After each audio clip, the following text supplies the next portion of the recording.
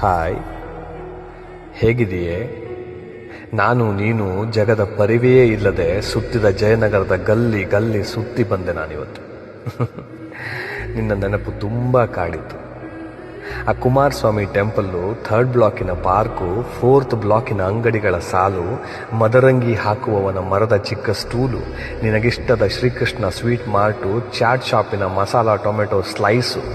ಆಹಾ, ಎಲ್ಲವೂ ನಿನ್ನ ಕಥೆಯನ್ನೇ ಹೇಳಿತು. ಸುಂದರ ಪ್ರೇಮ ದೃಶ್ಯ ಕಾವ್ಯವೇ ಸೃಷ್ಟಿಯಾದಂತಿತ್ತು. ನೆನಪಿದೆಯಾ ಮ್ಯಾಕ್ಸ್ ಶೋರೂಮಿನ ಲಿಫ್ಟ್ನ ಒಳಗಿನ ನಮ್ಮ ರೋಮ್ಯಾನ್ಸ್? ಶಾಪಿಂಗ್ ಮಾಲ್ನಲ್ಲಿ ದೊಡ್ಡ ಕನ್ನಡಿಯಲ್ಲಿ ತೆಗೆದ ನಮ್ಮಿಬ್ಬರ ಸೆಲ್ಫಿ? ಎಲ್ಲವೂ ನೆನಪಾಯಿತು, ಕಾಡ್ತು. ಪಾನಿಪುರಿ ಭಯ್ಯ ಅಂತೂ ನಿನ್ನ ಬಗ್ಗೆನೇ ಕೇಳ್ತಿದ್ದ. ನೀ ಕಿವಿಯೋಲೆ ತಗೊಳ್ತಿದ್ಯಲ್ಲ, ಆ ಅಂಗಡಿ ಆತ ನಿನ್ನನ್ನೇ ಹುಡುಕ್ತಿದ್ದ.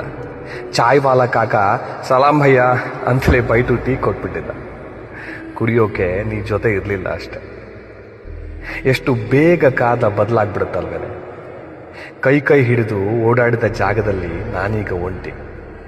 ನೀ ಎಂದೂ ನನ್ನವಳಾಗಲ್ಲ ಅಂತ ಗೊತ್ತಿದ್ರು ನಿನಗಾಗೇ ಕಾಯೋ ಪಾಪಿ. ಒಂದು ಸಾಲು ನೆನಪಾಯ್ತು.